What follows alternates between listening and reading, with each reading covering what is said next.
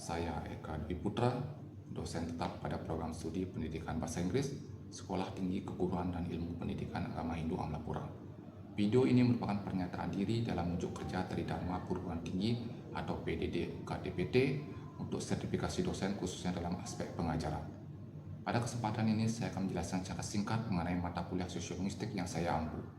Mata kuliah ini bertujuan untuk membangun dan mengembangkan kapasitas mahasiswa untuk mengkonstruksi permasalahan dalam sosiolinguistik. Untuk mencapai ini, mahasiswa dibekali dengan teori-teori bahasa, komunikasi, bahasa dalam konteks sosial, bahasa dan budaya. Selain itu, mahasiswa juga diberikan pengetahuan mengenai bilingualism, language variations, language types, code mixing and code switching, interference. Mata kuliah ini memiliki 2 SKS dan menggunakan pendekatan project-based learning. Selain belajar teori, mahasiswa juga menekankan pembelajaran yang menghasilkan proyek real seperti pendokumentasian bahasa. Mata kuliah ini juga menjabarkan beberapa topik dan struktur perkuliahannya dalam masing-masing satu pertemuan. Pertemuan pertama mengenai Introduction to Sociolinguistics, Sociolinguistic Problem and Significance, Language and Communications, Language and Society, Verbal Repertoire, Speech Community, Language and Culture, the existence of the culture, relation language, and language etiquette. Pertemuan ke-6 tentang Pidgin and Creole, bilingualism dan diglosia. Pertemuan ke-8 adalah ujian tengah semester yang merupakan berbasis proyek. Pertemuan selanjutnya adalah Speech Event and Speech Act, Language Variation Varieties. Topik selanjutnya Language Types, Code Mixing and Code Switching, the similarities and the differences, interference and integrations, language change, language shift and language maintenance, dan pertemuan terakhir adalah ujian akhir semester yang juga berbasis proyek. Adapun bobot penilaian dari setiap tugas yang diberikan adalah berupa ketepatan pemilihan sampel yang berbobot 20%, kemudian ketepatan dokumentasi bahasa 30% melalui proyek ujian tengah semester, dan terakhir adalah ketepatan analisa dan penyajian data penelitian yang berbobot 50% yang merupakan proyek ujian akhir semester. Metode pembelajaran perkuliahan dilakukan secara blended learning, yaitu pembelajaran melalui tatap muka di kelas dan pengajaran daring melalui platform kami yaitu SIAKAD, Sistem Informasi Akademik, STKIP Agama Hindu Amlapura, dan interaksi melalui WhatsApp Group. Selanjutnya Anda akan menyaksikan cuplikan proses pembelajaran saya bersama mahasiswa semester 6 pada sesi pertemuan ke-6 yang membahas tentang fenomena kebahasaan Pidgin and Creole di daerah objek wisata khususnya Kabupaten Karangasem. Selamat menyaksikan. After 2 weeks holiday, yeah? Yes. This is our first meeting. Just wondering about your story about your last holiday, yeah? When you were celebrating your holiday in Kuningan. Is there any unique story when you going to back home or gathering with your family, especially? Is there any moment, good moment? Yes, there is. Yes, maybe someone can tell us what the story. You can start. Thank you. Thank you for everyone for the time. My name is Kadek Devi. I would like to tell you a story about my last holiday. Last 2 weeks, I spent my time at home with really hectic time because of the preparation of Daluman and Kuningan, since all Balinese people have a really big occasion, so which is especially for the women, they have really a huge job to prepare the offering. So in my holiday time, I fulfill my time with prepare the offering, and also in the other side also I have my own job, which is I build a small business like bakery or cake. So in this Daluman and Kuningan, I got a quite big order for my small business, which is spend my time is quite a lot. So I prepared for my cake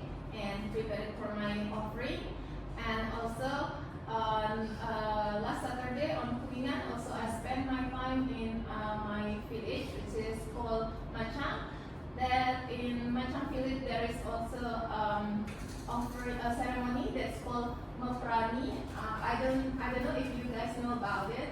This is very unique. Mafrani? Yes, Mafrani. It's I heard some places or some village in Bali there is they do the same also, but I saw it in Ubud. The same thing, the same ceremony, which is we do it the ceremony together in Balai Banjar. Balai Banjar is the meeting point of the village. So all the people will sit together in the Banjar, and then they will bring their own offering, which is the offering is not the same like what we prepared like for Galungan or Purnama or the other ceremony. The difference is in this offering, it consists of fruit, snake, and also meat. You know, like you know, guys, like satay and Balinese sausage that we call urutan, and also some people also they will put prawn, grilled prawn, or grilled crab, something like that. So they will decorate the offering with any kind of meat, which is it's very unique, and I think it's not all the villages have this kind of tradition.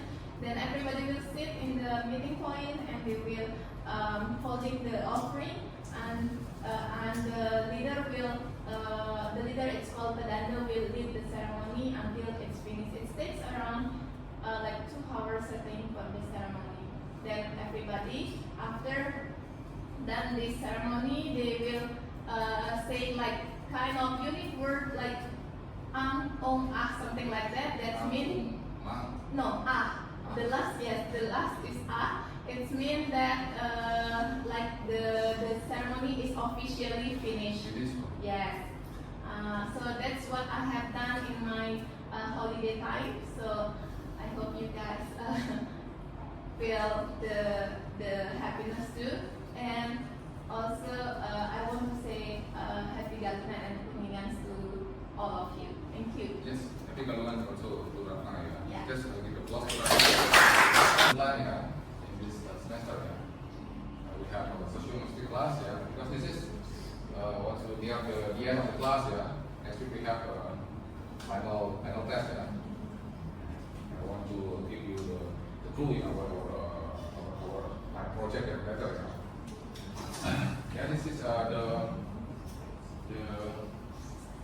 origins from lesson plan, with me, this semester with me, Eka Lusa. This is Prodi, and also for the CPL, Tampilan Umum. I think this is general one, The specific one, what this one, This is CPMK, for linguistic, especially for the social linguistic, After our last, the beginning, we have already explained about the introduction about the sociolinguistic.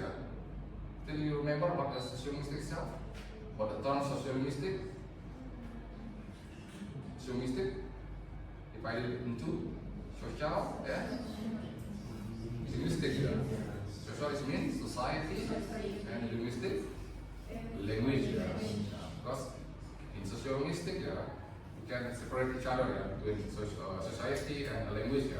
It's like two sides of coin, because society without, cannot exist without language, and the language come to from the society. It's like the symbol, the verbal symbol come to society. That's the language like an agreement between the society.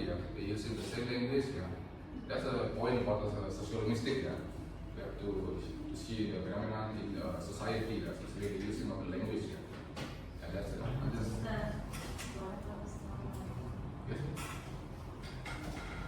Hari apa?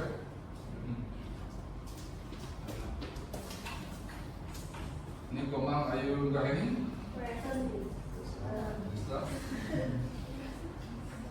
Ini Made Dwi Cahyani. Menteri. listen? Alright? Bisa listen ya. Dia Febrianti. Coba listen. Mau listen? Wow. Are you sure? Just call, ask her to give the result ya. Check with me. Because next week we have final project. The result is must. You have to follow the class. If you want to have a good mark.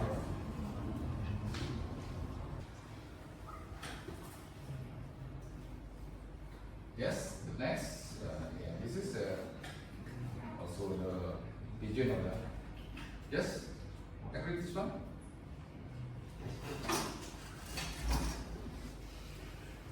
Pigeons typically emerge in trade colonies which develop around trade forts or along trade roads, such as on the coast of West Africa. They are reduced in structures and specialists in function, typically traits, and initially they serve Initially. serve as non-native lingual transas to users who preserve their native vernaculars for their day-to-day interaction. Yes, this is the edition of pigeons. As I said before, ya, advanced emerged ya, in trade colonies ya. They develop in trade ports ya, di pelabuhan ya.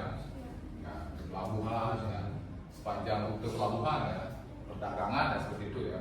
Ini berkembang bahasa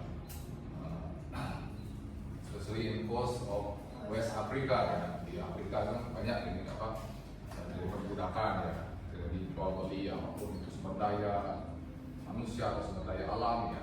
Yang bahasa-bahasa yang digunakan structure specialized in function ya, bahasa-bahasa perdagangan ya. Seperti tadi yang sudah dijelaskan ya, contoh-contoh bahasa perdagangan gitu. It's not formal ya, but they understand ya each other ya, bahasa dagang ya. This is the origins ya, from the pigeon ya. Jadi ini awal kemunculan dari pigeon itu ya. Mereka menggunakan bahasa dagang yang tidak formal. Ya, seperti lima perangkat. Anda yang tahu apa lima perangkat?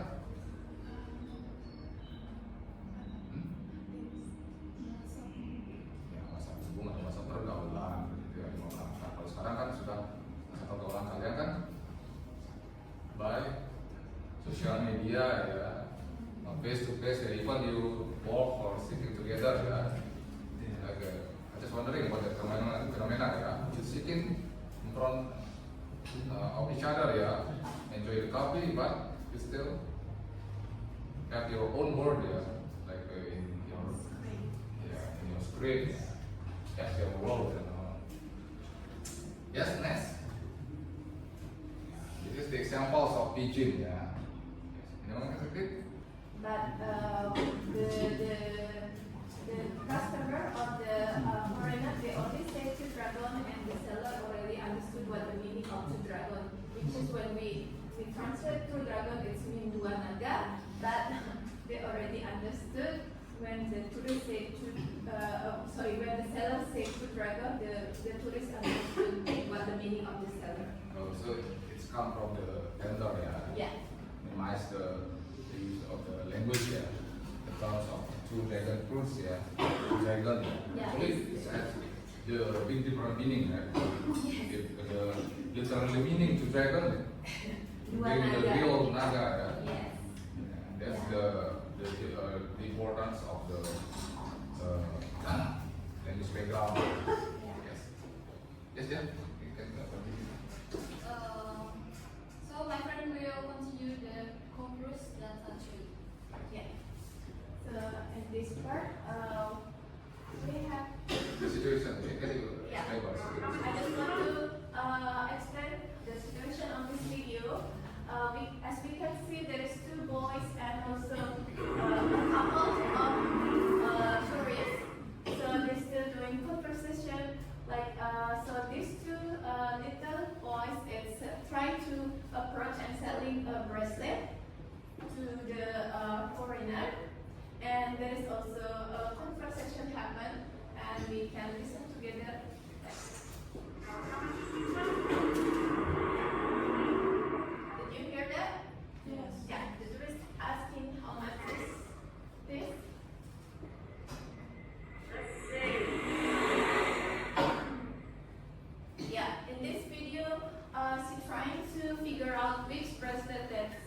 she likes, and she's trying to choose the best one. So pretty. She said. Yeah, and on this session, she calling her husband, his name Greg, and she asking for his opinion about it.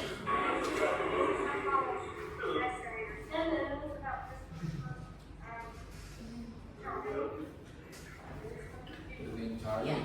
No, Greg. Greg. Yes, and she choose one from each boy.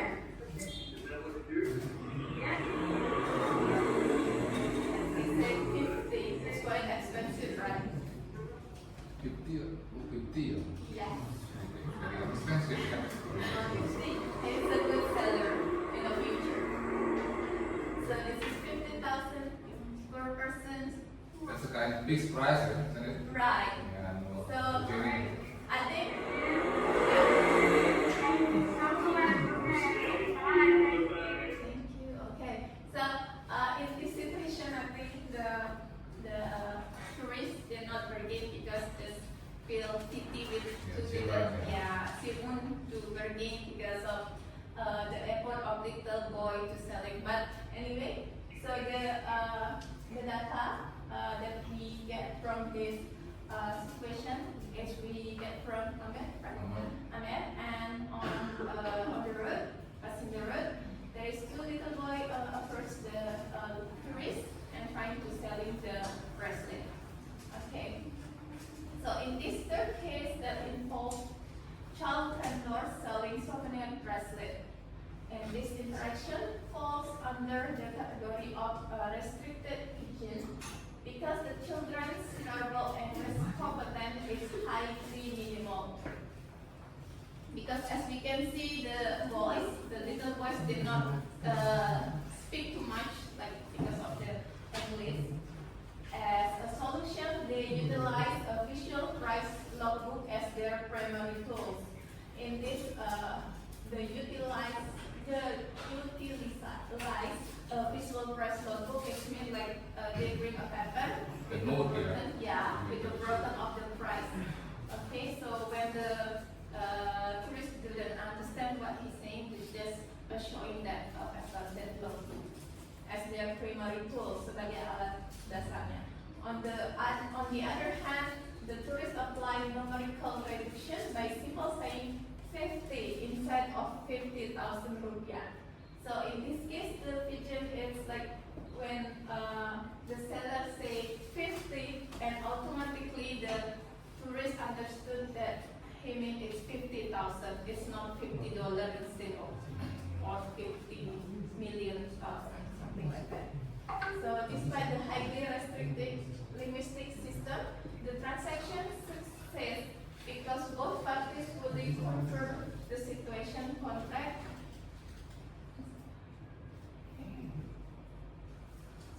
Comprehend the situational context.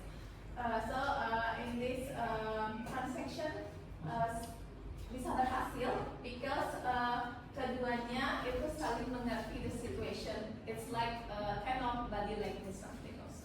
I just wondering why this happened, this category restricted teaching. What do you think about this situation? Why this happened, restricted teaching from this situation? Yeah. What do you think? What's the main factor to make it the restricted teaching? Because it's happened like suddenly on the road, something like that. So it's not like kind of situation they create like when the seller in the shop, it's they already plan it, like they has planned how to sell their things. So it's kind of the situation happened like suddenly. Maybe the lack of the vocabulary also, yeah, the background. You can see this is the major, this is the children. I think the lack of the vocabulary. Maybe I just wondering about the lack of the vocabulary. About maybe the children want to say 15, yeah, 15, but they miss the pronunciation. Yeah, 15, Yes. 50, yeah. Yeah. I think it's belongs to restricted pidgin. So the factor from the also The age. the age also can give affecting the situation also. It impacts Impact also, yeah. also the Yeah. I think so, maybe because that bracelet is quite Yeah, it's very expensive. expensive. 50, yes. I think it's 50, maybe. Yeah. the grammar. Yeah. Yes, I think it's Okay. good. Yeah. And for the next slide, it will be continue with. Maybe before the conclusion, we will bring a Q&A session. Yeah. The last for conclusion. Okay. Yes, everybody, time for you to speak up and give some questions, to getting information. At least 3 questions. Yes, please. Use a qualitative method in this research. And the question from Widya, can you repeat once again? Okay, the question is, what the main difference about the pidgin and the creole? Yes, one more question maybe. Everyone question? Yes, Dayu. From me is why did you choose the tourism of the focus your research on the pidgin language? Thank you. Thank you for the question. I will answer the question of Vidya. The question is, what is the main difference between a pidgin and a creole? From my opinion, a pidgin is a simple language used for communication, and a creole is a language that children learn as their first language. That's enough, yeah. Yes, do you got a point, Vidya? Yes. Or anyone want to add or suggestion Any about? addition? Yeah. Yeah. Is enough. Second. And the second question is why we use qualitative data in this research, in this method research, because we want to find the real situation in the field, which is which more easily to find with qualitative data because of the numbering of the research, and also mostly the conversation it will be held or will be happen during the transaction numbering and everything is relate to qualitative. So it's to make this research more factual and real. That's all. Okay. I just give addition because this is belong to this is academic later. In next semester you have this kinds of lecturing. Why this group choose qualitative research? Because this is experiments research. You documentation, make a documentation of the language. This is the real situation. You have to analyze by qualitative research. You have to observe and analyze. To make the conversation. The aspect of the research. Like this research. Trying to find the pidgins and creole language. That's the point. What the research, how to analyze the experiments, or the research based on the real situation. It's belong to that research. You got it? Yes, Mr. Thank you. Yes. Last question from Dari. Okay. Oh, okay. So I think this is the summarize from all the definitions, also the explanation about the pidgin and creole. So the process of development from pidgin and creole is very real. Internal all language can change. Sometimes language change occur in a short time. The result of contact between two language. This is African pidgin in short time. In such circumstances may arise the name pidgin. Pidgin usually has a very simple grammar. The point is very simple grammar. With a vocabulary of different language mixing between the native and the origins or the local language, mixture of language. After they use it long time, it then becomes Creole. Creole language. Going from Pidgin to Creole. Yes, I think that's all my explanation and our class today. Before I want to give the clue about the job, the project. This is the description of your final project. That's bahasa tugas ini lah bisa dicapai oleh mahasiswa bila berhasil mengerjakan tugas. Objek harapan deskripsi, objek material yang akan disetujui dalam tugas yang harus dikerjakan, ini batasan-batasannya, metode dan pengerjaan tugas yang juga saya kirimkan, deskripsi luaran tugas berupa tadi paper. Baru saja Anda menyaksikan cuplikan proses pembelajaran pada sesi ke-6 pada mata kuliah sosiolinguistik yang membahas tentang topik pendokumentasian fenomena kebahasaan Pidgin dan Creole di daerah wisata terkenal di Kabupaten Karawang yang nantinya menjadi tugas proyek dan presentasi. Saya berharap cuplikan pembelajaran tersebut dapat menggambarkan bahwasanya proses pembelajaran tidak hanya berfokus pada pemahaman teori, tapi juga pengembangan kompetensi aspek kebahasaan mahasiswa. Terima kasih saya sampaikan kepada Kemendikti Saintek melalui Direktur Jenderal Pendidikan Tinggi LLDikti 8 wilayah Bali dan NTB serta seluruh tim sertifikasi dosen atas kesempatan dan dukungannya. Saya juga mengucapkan terima kasih kepada pimpinan STK IPK Mahindo Amlapura, kolega dosen, serta semua mahasiswa yang telah berkontribusi dalam proses pembelajaran ini. Akhir kalimat, semoga bermanfaat dan menjadi bagian dari upaya peningkatan kualitas pendidikan tinggi di Indonesia. Om Santi Santi Santi.